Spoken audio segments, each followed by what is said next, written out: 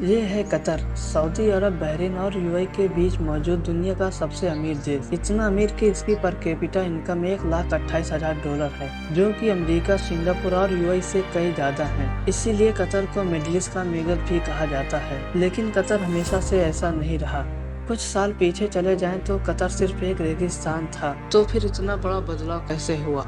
जो सारे Arab country में से सबसे गरीब था, आज दुनिया का अमीर देश कैसे बन गया? इसके पीछे बहुत सी इंटरेस्टिंग कहानी है और ये कहानी सारे अरब कंट्री से मिलती जुलती है। इस वीडियो के एंड तक आप ये भी समझ जाएंगे कि सऊदी अरब और यूएई कतर को पसंद क्यों नहीं करते, कैसे कतर आने वाले समय में भी अपने पड़ोसी देशों से बहुत आगे होगा। यह कहानी शुरू होती है 1916 में, जब कतर के अब्दुल्ला स्थानीय ब्रिटेन के साथ एक साइन की, जिसके मुताबिक ब्रिटेन ने कतर को जमीन या समुद्री हमले की सूरत में डिफेंस करना होगा और कतर बदले में 55 साल तक ब्रिटेन कॉलोनी का हिस्सा होगा। 1940 में कतर में सबसे पहली ऑयल फील्ड डिस्कवर हुई। 1960 तक कतर में तेल की खोज और जमीन से निकालने का काम जारी रहा और कतर के हालात धीरे धीरे बदलना शुरू हो गए थे और अभी भी कोई ज्यादा बदलाव नहीं आया। लेकिन फिर 1970 में शेल ऑयल कंपनी ने इस कंट्री का सबसे बड़ा खजाना खोज लिया था, दुनिया की सबसे बड़ी नेचुरल गैस फील्ड। लेकिन उस जमाने में गैस बहुत ज्यादा प्रॉफिटेबल नहीं थी और उसकी वजह ये थी कि गैस को सिर्फ पाइपलाइंस के जरिए ही दूसरी जगह पर भेजा जा सकता था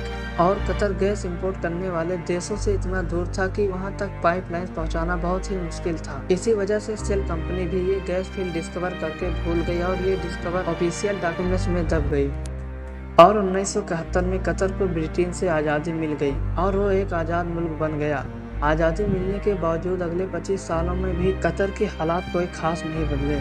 और फिर आया 1995, जब क्राउन प्रिंस हम्माद बिन खलीफा अल तानी ने बगावत करके अपने ही बाप का तख्ता पलट दिया और कतर का बादशाह बन गया। और नए बादशाह का एक ही फोकस था, वो था गैस।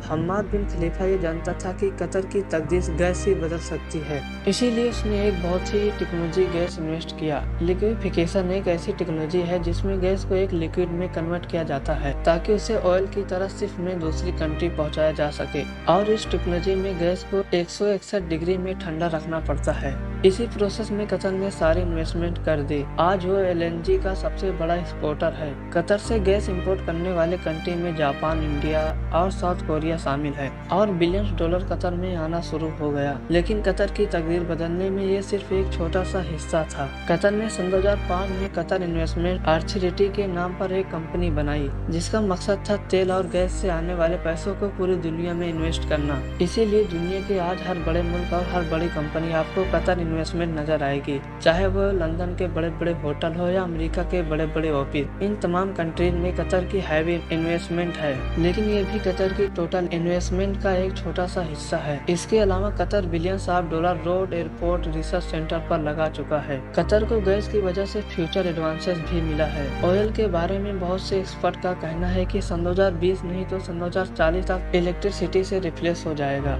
मगर गैस के बारे में ऐसी कोई खबर नहीं, बल्कि उल्टा गैस की डिमांड बढ़ती जा रही है और इस समय कतर की गैस की डिमांड 10 गुना बढ़ गई है, क्योंकि अब यूरोपियन कंपनी भी कतर से कॉन्टेक्ट कर रही है और ये डील कतर को और भी अमीर बना देगी। सन 2022 में कतर की एनर्जी एक्सेस पहुंच पहले ही $100 बिलियन क्रॉस कर चुकी है। लेकिन कतर में सब कुछ अच्छा भी नहीं है और रिसेंटली वहाँ पर मिडिल क्लास की कंडीशन को लेकर काफी सवाल उठाए गए हैं। लेकिन कतर बाकी देशों से काफी आगे है, जहाँ मीडिया की आजादी, इकोनॉमी कंडीशन बेहतर है और फ्यूचर की प्लानिंग भी की जाती है।